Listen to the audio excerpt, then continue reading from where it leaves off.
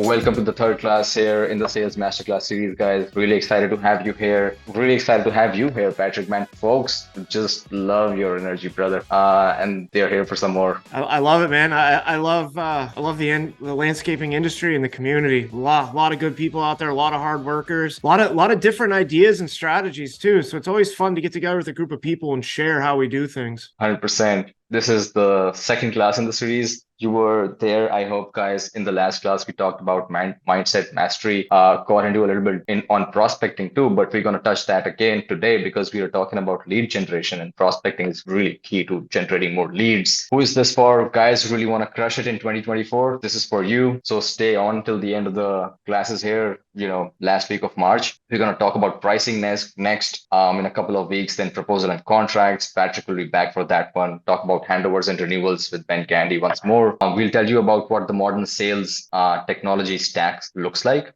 and then we'll talk a bit about sales culture, building teams, and so on. So this one is lead generation mastery. Patrick, I think you need no introduction, but since we are kicking off a fresh lesson, we might have some new guys here. Would you like to just really tell everyone about you? Yeah, my name's Patrick Spusta. Highly passionate landscaper. I've been in the industry over 20 years now, and I started out in production management on maintenance and moved into account management and made my way into business development. And now I'm director of sales at Gardens of Babylon in Nashville, Tennessee. I've had success in multiple major markets, and it's a never-ending learning curve, man. And that's what we're here to talk about and share today. Let's go. So we'll break this talk down into 4 pieces, guys. First, we'll talk about the best practices when it comes to lead generation in commercial landscaping maintenance and residential landscaping maintenance. We look at 4 practices: cold calling, networking in groups, industry groups, education, trainings, workshops, and general marketing and PR. We'll get into how to pick which lead generation channel is suitable for your business. We'll also talk a little bit about Patrick's method of building the pipeline. Last time we were talking about Ben's method, where he talked about have your 100 target customer list. And Patrick has a unique spin on it, which is very, very cool. And we'll talk a bit about that here. Then we'll get into managing the pipeline that you guys are building, how to back calculate your lead generation metrics from your sales goals, organizing opportunities in a pipeline, like what are the right stages to look at as you're pushing deals down the funnel, qualifying opportunities, and just making sure that your team stays focused on the target. And at the end, we'll just open the floor to discussion, because all of us have these little tips on how, we've over the years optimized our own sales process to increase close rates. And it's just like a session of sharing we want to have at the end of it. All right, go time. So best practices in commercial residential maintenance for cold outreach. Cold outreach, Patrick, what would you say are the best ways to do cold outreach? Honestly, well, number one for me, we're going to start with commercial. It's walking in the door, knowing your target verticals, whether it be a property management company doing HOAs or a property management doing Class A commercial or industrial. You can get all the contacts off of LinkedIn. By the way, if you reach out to people on LinkedIn, you're annoying them. I consider that to be a lowbrow sales approach, in my opinion. I'm going to figure out where their office is. I'm going to walk in the door. I'm going to go on LinkedIn. I'm going to try to figure out who the highest level of decision maker that I think I can get in front of. And I'm going to know their name when I walk in that door. And when I walk in the door, I know I'm going to be greeted with the receptionist, the secretary, whoever, an admin, whoever's working closest to that door. I've got something packing for them. I'm bringing them a Starbucks gift card or something, because they're the gatekeeper and I'm not going to get past them unless I can make an impression. So I usually start small talk. I don't tell them what I'm immediately there for. Hand them a gift card, and then literally say, hey, is so and so in? Oh, if they're not there, I usually got 2 or 3 other names sitting on the back of my tongue ready to go of who I think the key decision makers are that I want to get in front of. That walking in the door, I call it the Mr. Kool-Aid. I'm coming in there. I'm not leaving until I get answers. I want deals. That is my number one way to do cold calling. Email campaigns, stuff like that. They're just not as personal as getting off your butt and walking in the door, man. So that's number one. And like I said, when you're looking for that highest possible decision maker, you're aiming for the stars. If I'm coming into cold calling you, I'm not looking for a single property manager to go bid 1 or 2 accounts. I'm looking for a regional. I'm looking for a director. I want to go in there and say, hey, I can handle your portfolio in this given market space. Let's talk, because I'm going to give you the best I'm gonna be able to give you the best rates based on volume, because that's how my industry works. I'm trying to build density, and they'll be open. They'll be open. And you have to be humble too. You're not going in there and looking to sign their entire portfolio. No, you're looking to get a chunk of it so you can show why you're better than who they're currently using. But always aim for the stars. Never look for a single account. And then if you get that established, the next thing to do on that cold call is you want to do a lunch and learn. So you found that key target. You want to introduce yourself to their entire team. You maybe want to bring in maybe another BD or some other key members of your team. So you want to bring in food maybe before they're having a meeting, and tell them we're gonna provide you lunch for your meeting. Give us 15 to 20 minutes just to go over who we are, what we do at the beginning, or maybe we'll cover a topic. Maybe you guys are struggling with plant material dying on properties and you need more sustainable stuff. We'll review that, spend 15, 20 minutes, feed you lunch. We're out of there. People will contact you pretty quickly if you take the time to do those extra steps. And I know it's nothing new to the industry, but if you're not doing it, jump on board, because I've had more results cold calling using what I just described than anything else. Very cool. Have you used the site audits practice as well? I do. So going back to like the dream clients, especially if it's like a single large property and I know who the decision maker is, I usually want to have my homework done before I go in there. Now, I'm not going to like email this person, hey, you've got these amazing measurements done on your property. No, we all have access to AI measuring.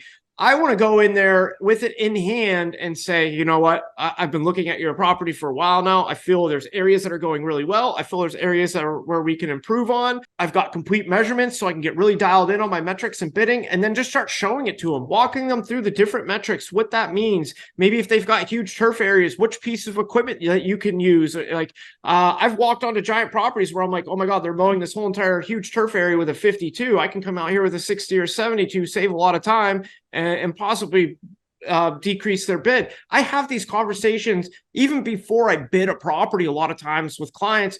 And I find that a lot of, and honestly, to be successful in sales, you have to be somewhat of a contrarian. I'm always trying to do the opposite of what I think all of my competition is doing. Half the time, they're not sharing this data. They're not having these real conversations. These are how relationships are built, man. People go to work to do business, and they want to see that you're all over it and that you have your details put together. Very cool. You don't share the measurements though, right? When you are talking to the no. manager. I'll sit down, but I won't give them to them. I'll put it out on the table and I'll walk them through certain measurements, and I will openly share that, but they leave with me when I walk back out the door. Now, if they end up signing a contract with me and they want a copy of it, maybe they got to repave their parking lot and I was bidding it for snow and they want that measurement, I'll send a copy of the report over if it's the right account. I don't share them with everybody. A lot of times I won't share it with HOAs because all they're going to do is send it to everybody else. But on a high level, Class A commercial office park, you're damn right. If they want it and they're going to do business with me, I'll send over a copy. Just because they have a different understanding of confidentiality as a culture? Not even that. I mean, some of them could still send it out. I feel like there's a better sense of loyalty on the higher commercial level properties than I do going into more of like the HOA type market. Gotcha. Second practice, networking in groups. What would you recommend? So networking in groups, obviously what you're going to see up here is on the commercial side. I would want to know what my individual target verticals are for any marketplace that I'm in. Once I establish that, I want to get into the two groups that are going to go the best with what we're going for. Maybe you're a heavy apartment, like you got a lot of Class A apartments, you got a lot of HOAs where you're trying to build growth. I would be looking at CAI and apartment association. If you are really, really chasing commercial and industrial targets, BOMA and IREM are going to be the way to go. In some markets, IREM is pretty strong on the HOA side as well. So, and then IFMA, I got to be honest, I've been in IFMA in multiple major markets. It's never really been a big hitter for me, but I have talked to other people in the industry that are big fans and really get into it. So on the commercial side, huge. These are the main ones that you want to be focused on in your given market. On residential side, it takes a lot more creativity. Like something that we're doing down here, we're looking into joining the Nashville City Club, which is high-level executives, mostly young executives that are from around the market that get together at this elite club where you can go in and break bread with people who are the actual people running different businesses, but they're also the ones that are in our target client base. Depending on the level of residential you're doing, whether it's high end or maybe you're looking for density, you might want to get involved in neighborhood groups if you're trying to blow up a zip code. Residential is a completely individual market versus commercial, where it's pretty much the run of the mill. Let's get involved in these major groups. And when you are involved in, like, say on the commercial side, you do get your 2 major groups, or on the residential side, you got 2 or 3. Be heavily active, join committees, show that you're really there to be a part of the group, that you're not just a fly on the wall sitting at monthly luncheons.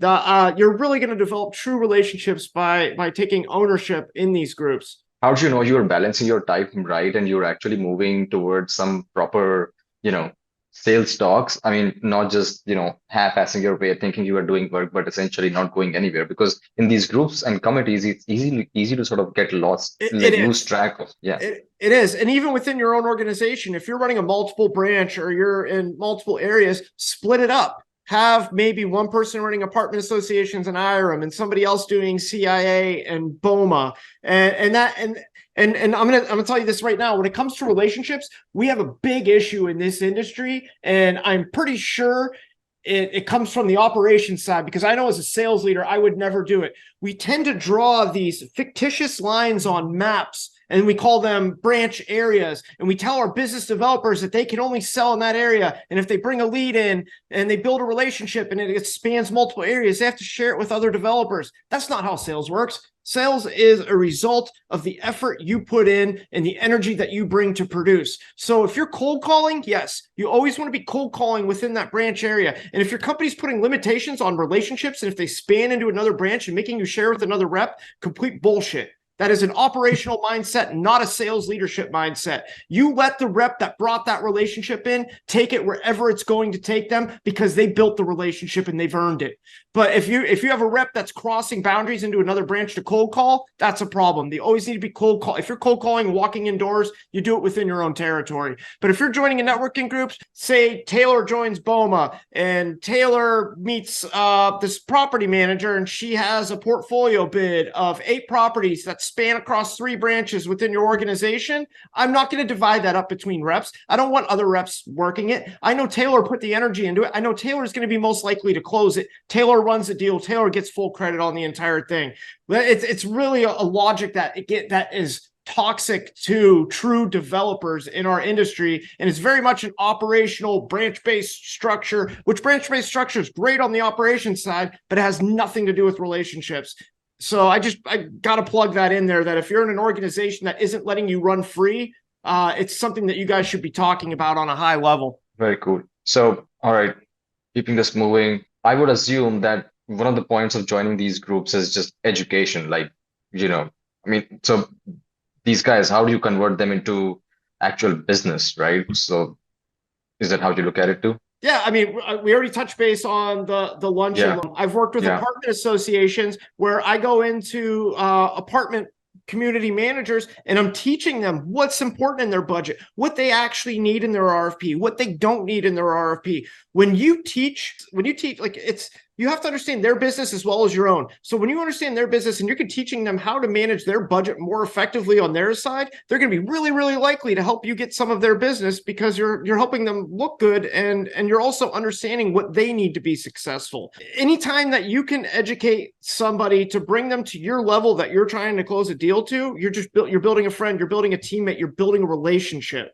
Does that work on the residential side too? Yeah, but it's different. So on the residential side, we might do, we're talking about doing things like we're going to have a entry-level design class where we bring in some of our designers and we invite people from various communities to come in. It's much more broken down and dialed in on the residential side where you're going to expend this energy than you are on the commercial side. The commercial side, you can get really, really general. On the residential side, like I said, residential is really, really built on heavy density, because you're doing much smaller properties that take much less time.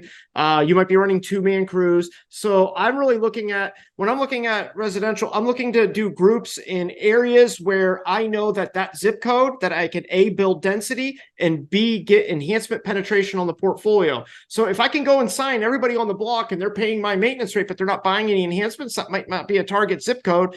so I might not want to be involved in that one. And if you live in a major city like Nashville, East Nashville, great area, target zip code. There's 60,000 people in the East Nashville Facebook group. We could just target that right through that social media and jump into it and try to set up something. You have to be way more creative on the residential side to get into these type of scenarios than you do on the commercial. Makes sense. So I'm glad you mentioned social media. Ties in very well to the next point I wanted to bring up. Just general marketing and PR, professional website. How important is it? Professional website, extremely important for both commercial and residential. I mean, we're in an era now where if you're running a 10-year-old website, it sticks out like a sore thumb, man. Keep it up to date. Keep it flowing well. Do you want pictures of properties? Do you want pictures of your staff? You want explanation? You got to touch all points, and it's got to be pretty. Social media presence. Social media presence is bigger on the residential side, not as big on the commercial side. But So you still want to be throwing stuff out on the commercial side to remind people. On the residential side, I know with Gardens of Babylon, we have a marketing department. If you don't have somebody separating your sales from the marketing on the residential side, you're missing out. You really are. You should be setting a percentage of your revenue as a residential company going into marketing. Oh, so you're saying like spend 5% of your revenue on marketing? I wouldn't say 5, I'd say probably 3, but yeah, you should be spending like SEO is huge on residential. You want to be at the top of the list. Got you.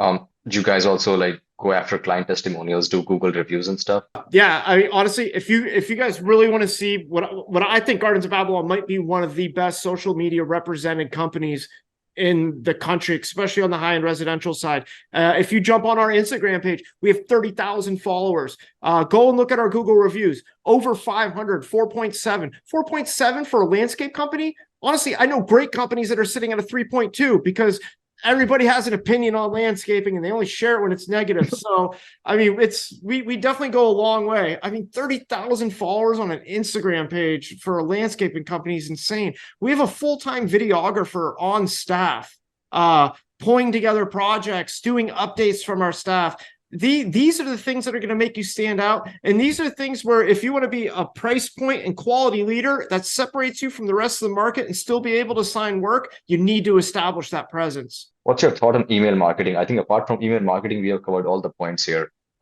Email marketing, commercial versus residential. Email marketing on commercial, like I said, Mr. Kool-Aid is always going to be your best approach. You got to get in front of people, take them to dinner, wine them and dine them, walk in their office. That's always going to be your best approach on commercial.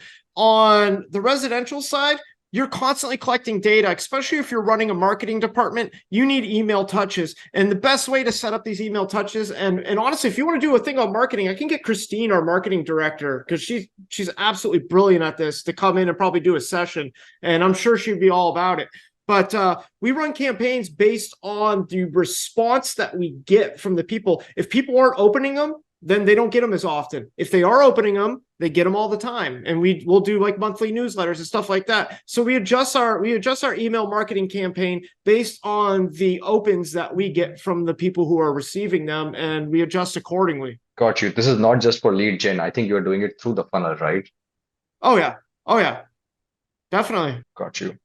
Okay, so if there had to be like, okay, preferential channels for commercial versus residential, where would you weigh this? A cold outreach is always going to be more commercial. Residential, my idea of cold outreach on residential is if you're really trying to blow a zip code up, doing like door hangers or something like that, or a mailer. It's not crazy effective, but that would be cold outreach on the residential side. Networking groups, like I said, the big ones are on the commercial side. There are networking groups on the residential side. You just have to be more creative on what your target's going to be and which ones you want to join. Educational workshops. We do educational workshops at the Garden Center for our residential clients. Commercial, I try to do them in front of property managements with lunch and learns and stuff like that.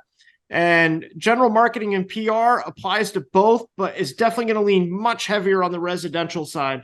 You definitely want to be running marketing and good PR on the residential side. On the commercial side, it's all about building that relationship. Got you. So we have a question from Errol in the chat. He's asking, how do you feel about YouTube channels for high-end residential, specifically for outdoor living? Is it worth spending the money on videos? Is it worth spending money on videos? YouTube.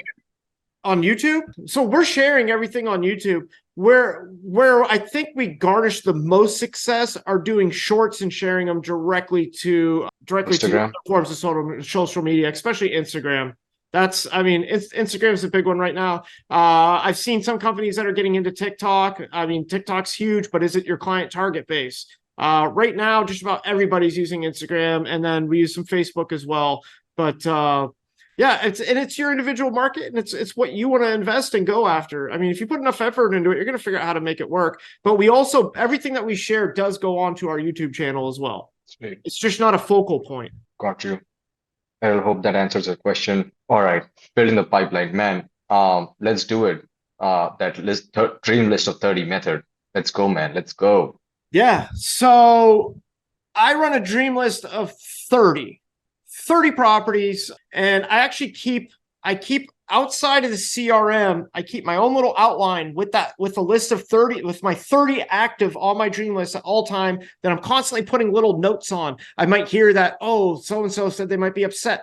Every little thing I hear on that active 30, little notes, it sits in my own little Word doc. It's on the side. I might update my pipeline once a month or so with key things that I need to on my CRM. But for the most part, it's living in my little side document. These are the accounts or the relationships you want. So it could be a whole entire portfolio of properties that are on this dream list, or it could be one massive single account. It's your dream list for a reason.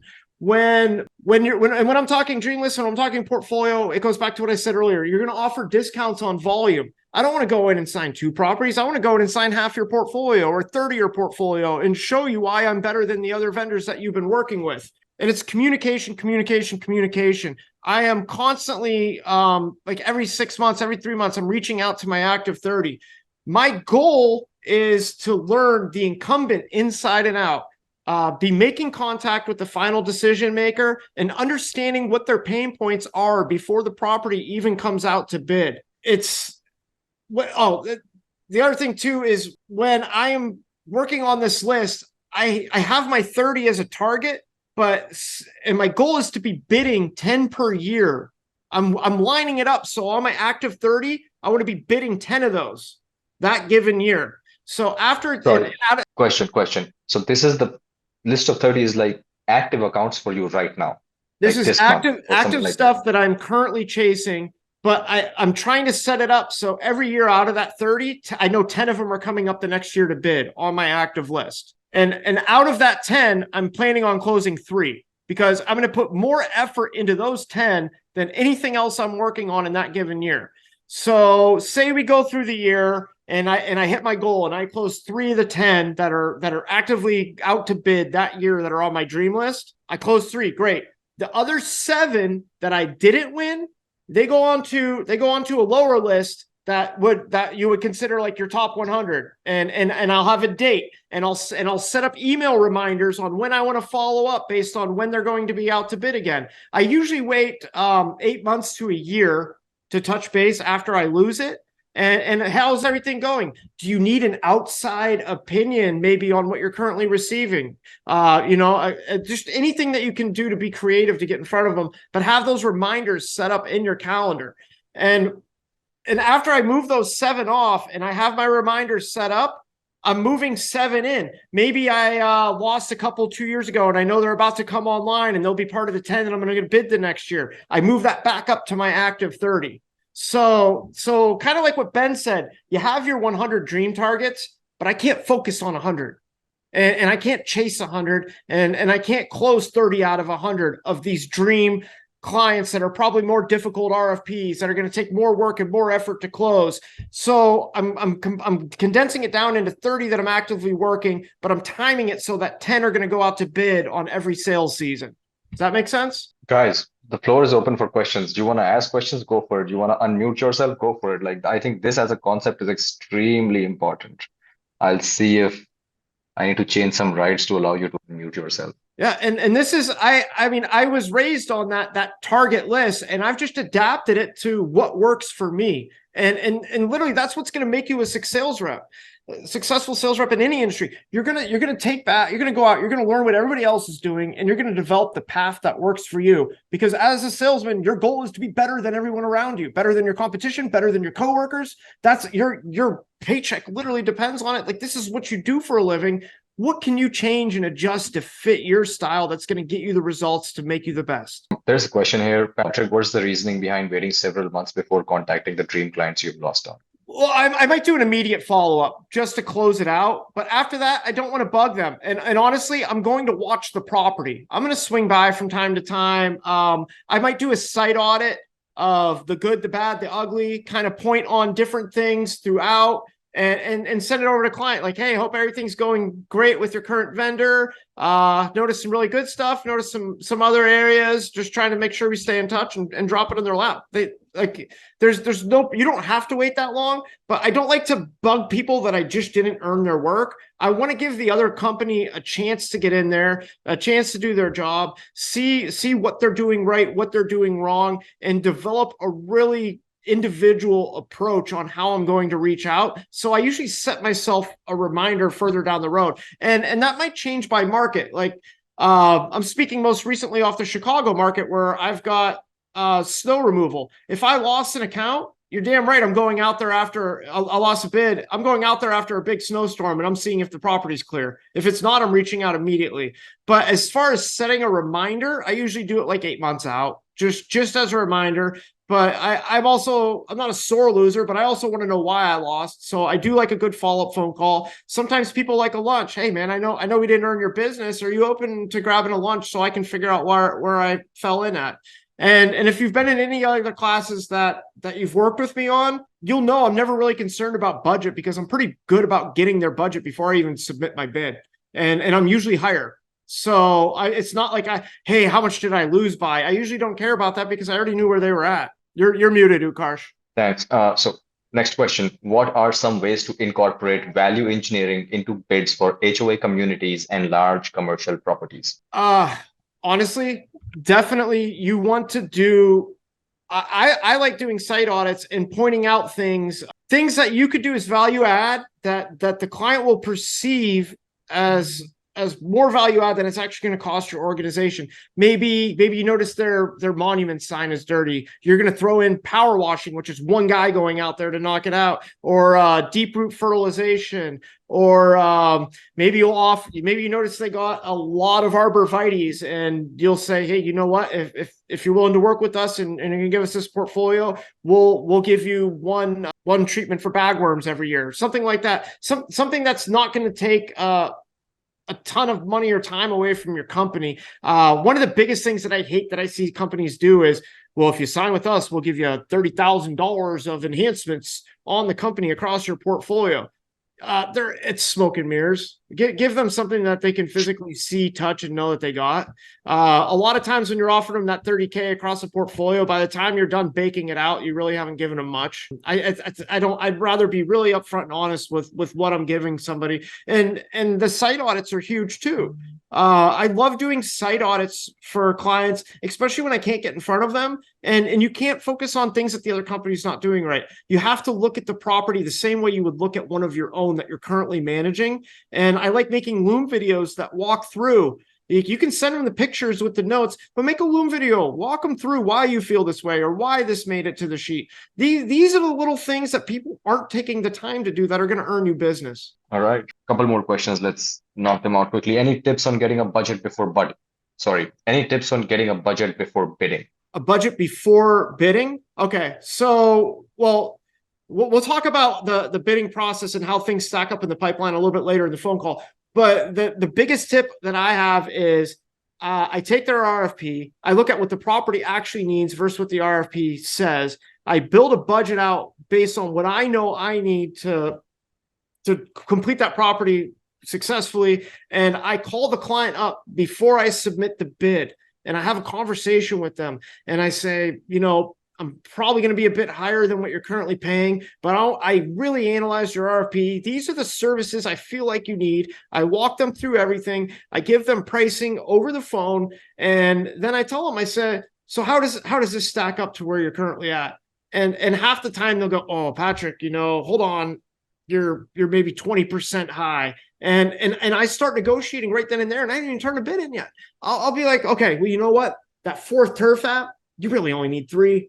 You need 3. Let's be real, because in place of that fourth one, if you got dollar spot or some other issue affecting your turf, it's going to be an additional cost anyway. The 3 turf apps, well timed, are going to give you the result that you want for this market. Let's just go with that. I'll pull this out. That gets me closer. And now you're building an open, honest relationship with them, and you haven't even officially submitted your bid yet. Most people try to submit their bid, and then they try to wait till the last minute, they submit it and hope for the best. I have conversations about budget very early in the process. And then as soon as I have that conversation, while the conversation's hot, I make the updates we discussed, and it's out within 24 hours. And I'm usually doing that within a week of the RFP going out. I move that quickly because now I have 2 or 3 weeks of closing time where I'm trying to be creative and talk to the client. And while all the other companies are worried about other people seeing their bid or their numbers, or have too much going on and can't get to it, they're waiting to the last minute to submit their bid. Always do the opposite of what everybody else is. It's the key to being successful in sales. Yeah. All right. I'm gonna hold on to your question, Zevi and Donald, and just keep this moving. These are still open, so we're gonna take them up. So I think we have gone through this. I have a follow-up question on your list of 30 that I'm gonna pick up here, which is, all right, so we are in pipeline management now, guys. And we are thinking about metrics. So you said list of 30, you said you've closed about $2 million of work in Chicagoland. Like, if you had your list of 30 and I divide 2 million by 30, I mean, it's every contract is like $60,000, something like that. Am I looking at the math right? Is that even making sense? So out of my list of 30, I'm saying 10 of those might go out to bid that year, but these 30, so out of those 10, out of the 30 because I'm lining up, usually you're looking at a 3-year cycle on contracts, especially in the commercial world. So I'm lining up those 10 that I'm going to be bidding the following year. So I got my current year, that's the active 10 I'm bidding. Then I have the year after that, then the year after that. And that's my rotating 30 is on a 3-year cycle. Now, if you want to be $1 million rep, you got to put 5 million in your pipeline. Because I'll tell you, and I'm looking for a 20% close rate when I hire a sales rep, especially if they're newer. Do I want higher than 20? Yeah, I think a good rep's going to do about 25%. Rockstar is going to do 30 plus. The $5 million pipeline, though, gets you to your million. How are you building that?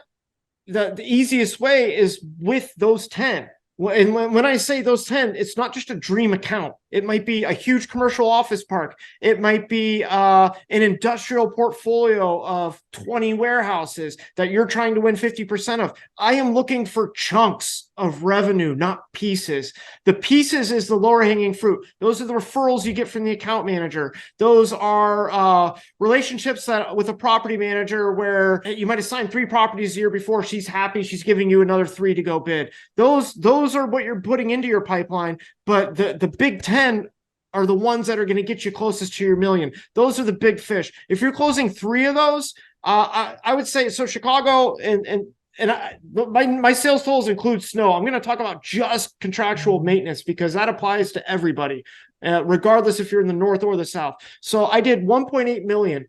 My big 3 on the first year that I did the 1.8 million, 800,000 of that was 3 accounts. The other million was me building my pipeline. I did 1.65 million the second year just in commercial contracts in Chicagoland. And the second year, 600,000 of that was the 3 out of my big 10. The rest of that was me grinding, building my pipeline. And I'm telling you right now, I didn't do a $5 million pipeline. I was doing about 4.5, but I was closing north of 35% on maintenance contracts. There you go. Okay. So pipeline. Tell me about this concept of pipeline in your mind. How do you look at stages as these guys move through the funnel? Yeah, this has changed a lot for me in the past 3 years, and AI measuring is what's changed it. And it's nice to be able to look at it in this format, Utkarsh. I appreciate you putting this together. So my process is lead comes in, whether it's filtered downstream from account management or a referral or a cold call, wherever that lead came from, lead comes in. The first thing I do when the lead comes in, I verify that the map is correct with the client. I make sure I have the property dimensions correct.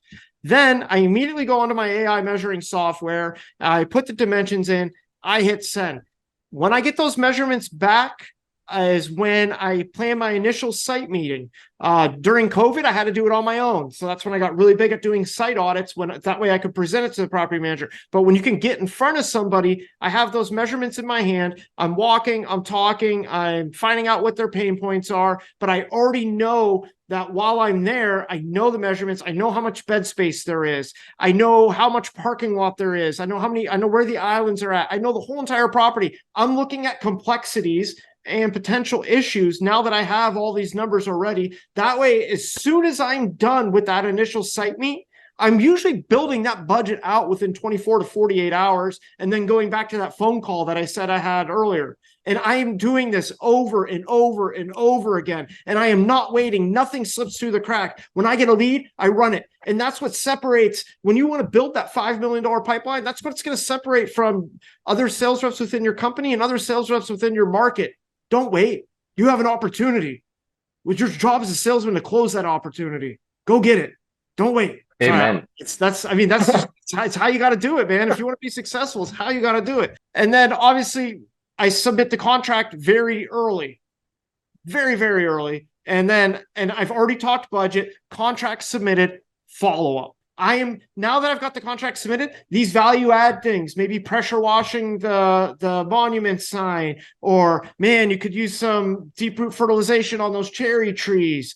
Those little one-off things that I can throw in, these are the value adds that I start to pop in there after the contract's submitted. And it's crazy. Sometimes at the end, they're just like, wow, we can't believe you're going to do all this. Will you go ahead and add that into the contract?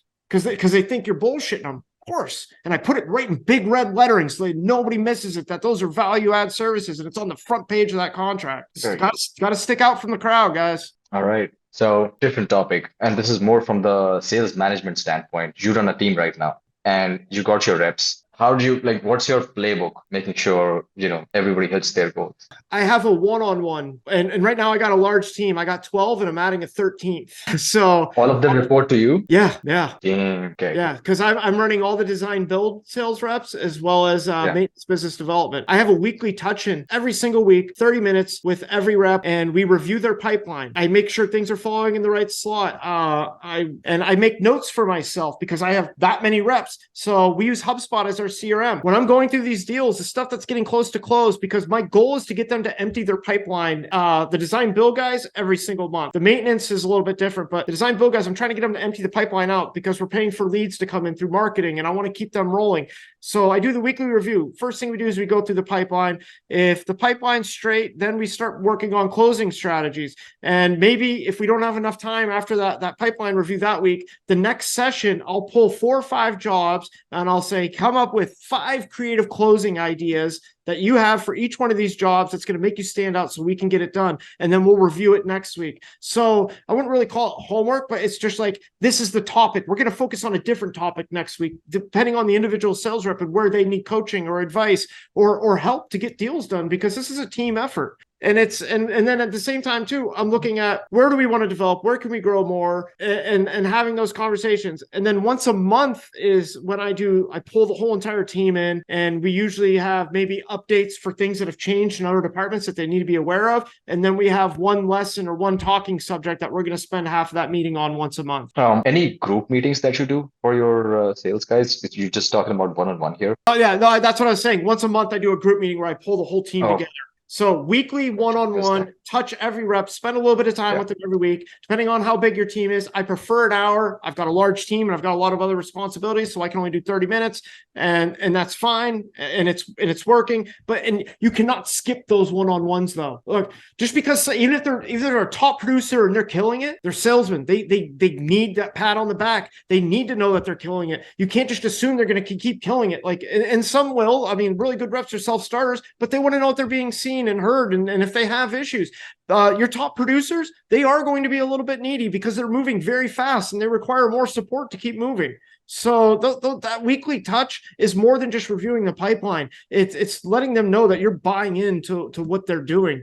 And it might be coaching for some, it might be buy-in for other, it might be problem solving, but always stay connected with your team. What's your opinion on nurturing, like deals who are still in the funnel, but haven't gotten to the bidding stage, or deals that have been lost? So right now I'm doing a new thing on deals that have been lost. Anytime I have an automation set up where anytime a deal gets moved to lost from any one of our pipelines, my client care team sends out an email with my name and my signature on it to the client saying, hey, this is Patrick, sales director of Gardens of Babylon.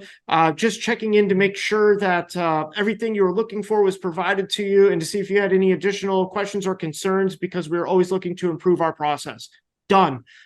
Sometimes, well, we didn't really connect with our sales rep. That's great. If you're willing to give it another opportunity, I've got a large team and, not everybody's a fit for each other. I'd like to go ahead and maybe introduce you to somebody else, or maybe they had another concern, but I'm learning and I'm like, maybe pricing. So this little bits of feedback is huge. And I highly encourage that. As far as bringing properties to bid, I kind of covered the random site audit earlier, the good, the bad, the ugly. Get out there, touch the site, know that you, even though you lost, you were so interested in potentially earning their business one day that you're going to take that extra step just to go and review the property, send over a couple pictures, and you can't trash your competitor. We all do things. We're all landscapers. This ain't perfect. We're dealing with living organisms. There's going to be stuff any company's doing right or wrong. It's the fact that you recognize it and you're committed to their property that they're going to recognize. So you have to show the good, the bad, the ugly. You gotta be very fair, and you got to treat it just like you're looking at one of your own accounts. Makes sense. Very close to the end of presentation. Good stuff, guys. We got almost 15 minutes for Q&A before we dig into it. Want to quickly point out all the good site recon mapping stuff that Patrick has talked about. Do partake in it. You want to book a demo? Here's the link for it. Next class is going to be on pricing, taken up by Fred. We'll get into estimating. He's been at the center of setting up estimating systems for US Lawns, Valley Crest, a couple of big organizations. And it's one of the big pieces that comes up when we do put our bids together. So we'll try to get pricing sorted, get a pricing masterclass for you guys set up. All right. I think we are ready for some Q&A. Okay. I'm going to go top down, Patrick, from, first come, first serve. We have Zevi asking, how should I deal with an office that says no soliciting? That says no soliciting? Yeah. I still walk right in. Still bring a gift card or something. Be a contrarian. Yeah, I mean, if I paid attention to that stuff, it would stop me, and I know what my goal is. And if you have a name for somebody that you want to work with, yeah, dude, you're just trying to drop off a business card and establish a relationship. You're not literally peddling door to door. You're a professional providing a service that they need. If you consider yourself a door-to-door solicitor and that's going to slow you down from walking through that door, don't walk right through that door. Have the name in mind. Know who you want to talk to. Have gifts in hand. Nobody's going to say no to Nobody's going to say no to a Starbucks gift card. Nobody's going to get upset with you if you're bringing in a dozen donuts. I love bringing bagels in. I've never seen anybody get mad at me because I showed up unexpectedly. They didn't know who I was, and I had 24 bagels on me. And the odds are too. Go ahead. Go on. I was going to say the odds are they already know who your company is. They've probably worked with you at some point in the past. You're not really this cold calling non-solicitor person. You're there providing a service that they need. Walk through the door every time. Would you give the donut and the bagel to the guard who's outside, the receptionist outside? Hey, here's one for you. Of course. They're the gatekeeper. Always have something. Sometimes I'll still give, I'll have $10 Starbucks gift cards, buy them a coffee, hand it to them, still bring some bagels in for the team. You know what I mean? You got to take care of the gatekeeper. They're the ones that are going to make sure you get introduced to the person you want to talk to. All right, Mike, I see your hand raised. I'll get to you. Donald, how do you get the numbers out of target? Donald, Patrick, do you get that question, or we can just ask Donald to elaborate? Yeah, Donald, why don't you come in and talk to us a bit? Donald, if I have not figured out how to unmute you, please go ahead and type another question and I'll take that up. Sorry about that. Just got to keep moving down the list. Deborah is saying, what are some of the main pain points with HOAs that you can address in your sales and marketing? So I don't like doing marketing to address pain points. I like to identify it on an individual level. It could be that labor is huge. I love rolling up on properties and seeing that grass has gone to seed head and taking pictures like, man, looks like you haven't been cut in a couple of weeks. Trying to identify those pain points ahead of time. And honestly, when you're communicating with the potential client, you're there to listen. They're going to tell you how to win the bid. They're like, listen to them, respond off what they're saying. And when you get those pain points, a really, really, really good habit that you can develop as a business developer is when you get back to the office, you just had the conversation, you know what their pain points are, they explain to you what they're looking for, summarize, doesn't have to go, just give a brief outline of everything you talked about, let them know that they were heard and shoot it back to them in an email. That's going to make you stand out real quick. I found a way to unmute Donald. Donald, I'm going to unmute you. Hello. Try talking into the mic. Hey. Am I in? You're in, Can you Donald. hear me? We got you. Yeah, Yep. you kind of answered, you answered the question previously. I was asking about how you had gotten the budget numbers prior to you submitting a proposal, and you went through your process Yeah. and answered the question. Yeah. And honestly, that's huge, man. It's, you just got to own it. Like I've talked to so many new reps, especially that are new to the industry, and this skill I take for granted. So sometimes it's kind of hard to teach because it's a level of confidence that you're going to earn their business, but without being arrogant, because you're literally like you're walking them through it to the point where they want to work with you and they want to give you the budget, and it takes practice. So the process of walking the site and sending notes to the property manager or whoever, it's not going to come backlash through other companies as being seen as backstabbing and wedging your way in through the back door while somebody else has the contract. I'm not pointing out, I never have a bad thing to say about any landscape company. I'm just showing my commitment to that property. I'm not nailing the other company, saying that they're doing this bad. I'm pointing out things that look really great. I'm pointing out things that have areas to improvement. I'm pointing out enhancement opportunities, and I'm sharing it with a client that I want to earn their business. If going above and beyond what they're currently receiving from their incumbent, and if that's what it equates to be and it earns me the business, then so be it. That's how the world works, man. Great. I get it. Thank you. Yeah, I mean, like just to take a little bit more on what Donald said, I never badmouth a competitor. Dude, we all work in a very difficult service industry, one of the largest service industries in the country. There's things that every company is currently doing right and currently doing wrong at any given moment, at any time during the year. So you never want to badmouth your competitor. And I got to be honest with you, doing those site audits, 9 out of 10 times, and this is 20 years of experience, 9 out of 10 times, it's not what's going right or wrong on the property that's the issue. It's communication with the property management or with the homeowner. That's usually the issue. Yeah, we found some studies done by our customers, and they've said communication is the number one reason why customers churn on the commercial side. And quality ends up being the number one reason customers churn on the residential side. But then again, I think they didn't put that in there as a communication point, because of course, if you were communicating, then you would have known it's quality is on their mind. Most residential companies provide less communication. They're okay with a slower amount. Whole account management. Yeah. They stretch them too thin because you're dealing with lower chunks of revenue and more of them. So there's usually a little bit higher turnover, but I still stick with that 90% retention, whether it's residential or commercial. If your company isn't aiming, if you're a business developer and your company isn't aiming for 90% retention, go find a company that is. 100%. All right, quick questions here. Patrick mentioned that they pay for design build leads. Can he explain who he targets? What is the ROI for paid leads? On design build leads? Yeah, it's a marketing question. We can take it up separately if you. Why don't we answer that one? And anything marketing related, please go ahead and submit, and then I'll set up like a brief session with Utkarsh and Christine, our marketing, and we'll record some of this and we can get it back out to the community. But please do submit your marketing questions, because like I said, Gardens is doing marketing better than just about any landscape company that I've ever seen in our industry. All right. So, and by the way, go ahead and submit your question, guys, because I know Patrick has a hard stop in like 5-6 minutes.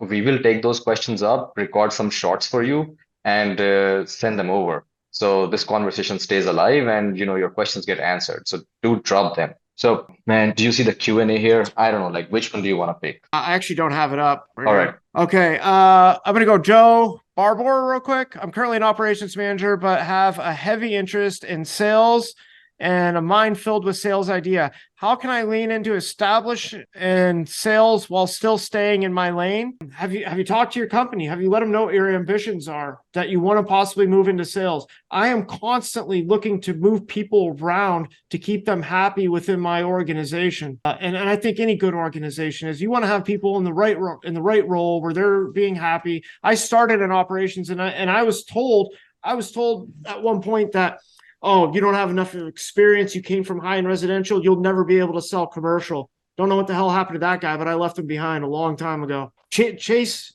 what you want to do. And unfortunately, if you can't make it happen in your current company, then look elsewhere. But you let your passion guide you, man. Joe Miller. So, all right. So Patrick mentioned they pay for design build leads. Yes, we do. We run full marketing campaigns, and we target the zip codes where we're getting the most sales and what make the most sense for us. What is the return on investment paid for leads? Well, we're closing between 35 and 40% of the leads. We pay about $200 a lead, and our deals go from anywhere from $20,000 all the way up to $400,000. We invest a total of 3% of our total company's revenue yearly. So that's just some basics. We can dive deeper into marketing on another call. Wow. When talking about 90% retention rates, is that based on quantity of customer or dollar sale? That is 90% retention of the properties that you're currently maintaining. Now, when I say 90% retention, I'm hoping that 10% I'm losing is targeted. Maybe I'm losing accounts that don't spend money on enhancements or certain areas, but I'm really looking to maintain 90%, because if I want to grow by 10 or 15% every year, that's very hard to do if I'm down closer to 80. So you want to be retaining about 90% of your reoccurring contractual revenue. Joe's question, Patrick. He talks about procurement guys being like sort of gatekeepers inside opportunities and saying, here's what we want, here's the date, good luck. And he's unable to get the communications shell right. So a lot of times when I run into the procurement guys, they're more national account type stuff. I tend not to bid that stuff. I don't want it. If I can't get somebody that's going to be my relationship person, and they're literally a procurement guy that's putting out a bid between multiple major markets, maybe it's big box retail or something along those lines, save that for the guys that run strategic and the aggregators. I know if you're a really small company, you might be picking up some of that aggregator work, but you're better off going on with some of the cold call and development things and learning who your competition is and not chasing that aggregator work that's going through a procurement specialist. I don't know if that completely answers your question. If not, submit something. We'll answer it deeper later. Mike McCarthy raised his hand. I'm allowing him to talk. Mike, are you there? Can you unmute yourself? Yeah, this is going to be the last one too, Utkarsh. Got to keep moving, guys.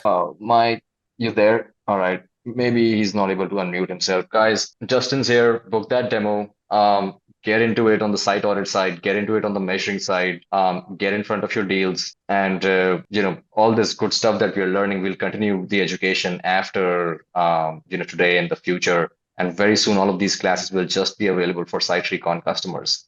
So subscription is just useful. About time you get started with it. In a month, it will be locked behind a paywall. Patrick, time to take one last question, or we should say goodbye. I mean, I see some stuff coming up. Please keep submitting questions. All right. We will make some shorts. I got to roll. I got a lunch to be at. Thanks, everyone. Appreciate it. Thank you, guys. All right. We're still here. I'm not in a rush. Any questions that I can answer, I'm here. And, Aman, you there? You want to chit chat for a bit? Yeah, I'm here. I was just thinking when Patrick was talking about the site audit thing and the detailed measurement that you can, we didn't bring up that slide. I think we could show the people who are here what those slides look like and what they can use them for. This one? No. Yeah, these two reports here. And we have cool stories about these as well. Yeah.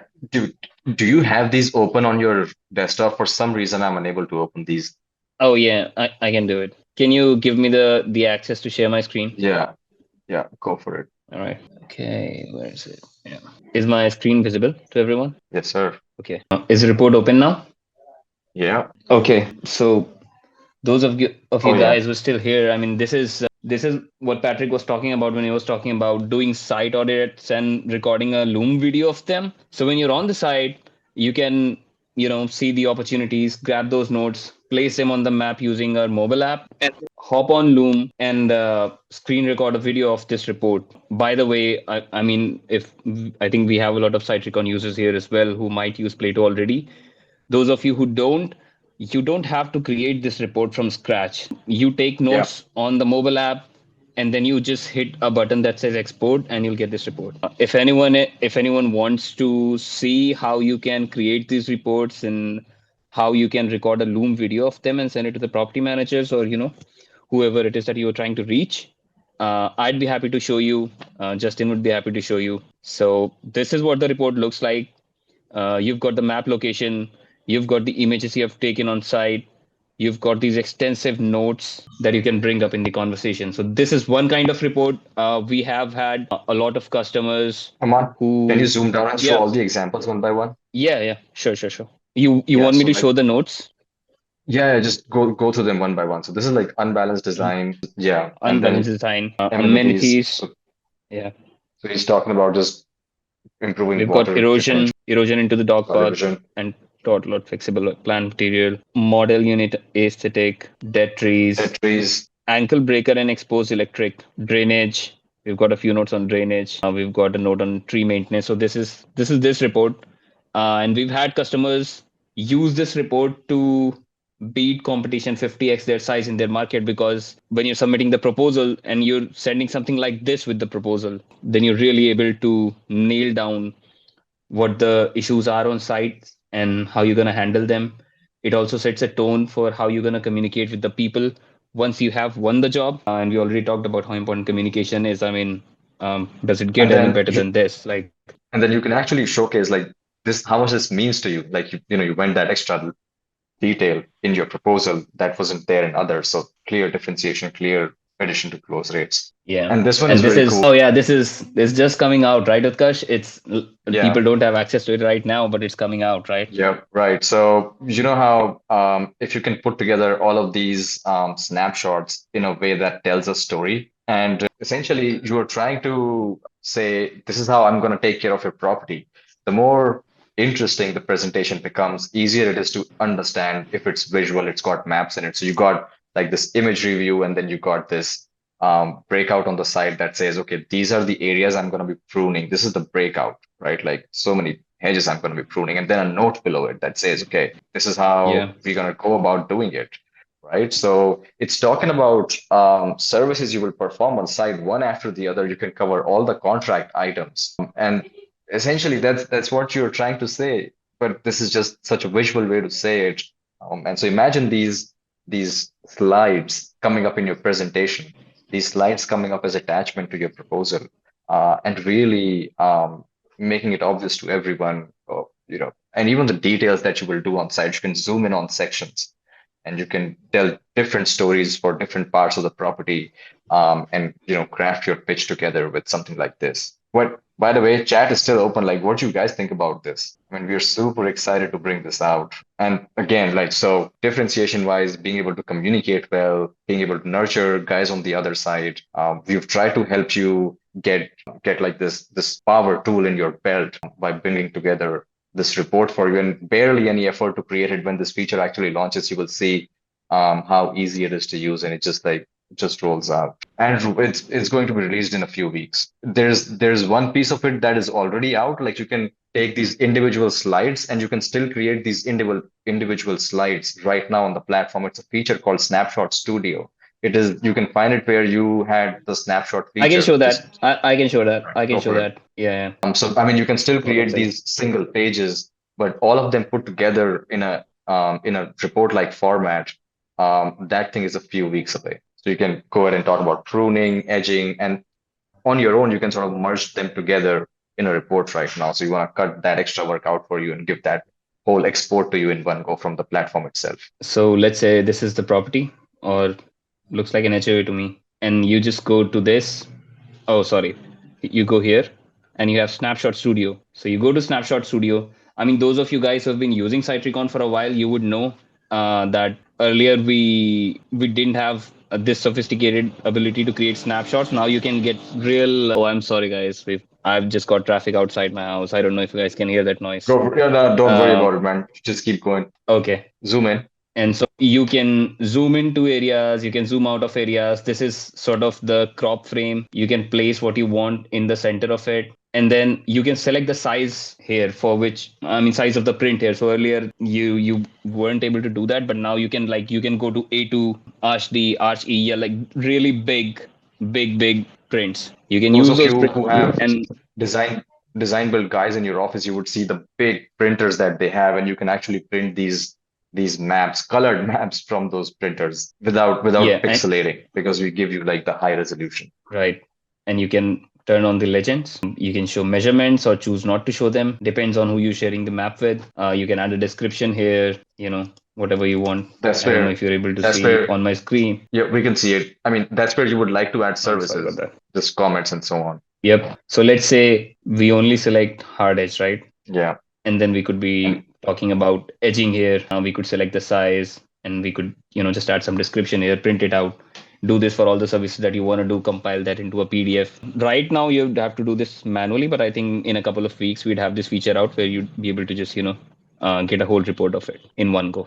Andrew, I hope that helps. All right, sweet. So that was the tool we were really excited to show you on this call. We have some information to send out to you guys today. Everything that's been talked about, this recording, the slides, and I'll get together with Patrick. It's a promise, and answer all the questions that have come in, and we were not able to answer them live on the call here. Sweet. Oh yeah, Andrew, you're right. Like it's useful internally as well when you're trying to give handovers to crews and production guys. Yeah, and for the guys who are here still, thank you for being here. We really appreciate it. We'll be sending communication for the future classes as well. Make sure you attend them. I think you would, since you are here still after the class is over. If there is something, with the availability, if you're busy or something and you can't attend the class, but you want the recording or something like that, we'd be happy to help you out. Write back to us. We read all your emails. We hope you read ours too. Very cool. Yeah, reach out to Justin, reach out to Aman, reach out to Spelt as it sounds at siterecon.ai. And if you got questions you want to ask Fred, if you got questions you want us to plug in future presentations, anything you want us to cover, let us know. We'll have that covered in our script, and it will be like a proper slide in the presentation. Like we basically built together a slide in the week of the class. So there's still a lot of time that you can sort of think through stuff you want to ask and want us to cover, and we'll 100% do that for you. Thanks, guys. Really appreciate you being here, and we're really excited to see you in the next one. Appreciate your quest for learning, and keep crushing. Thanks, guys.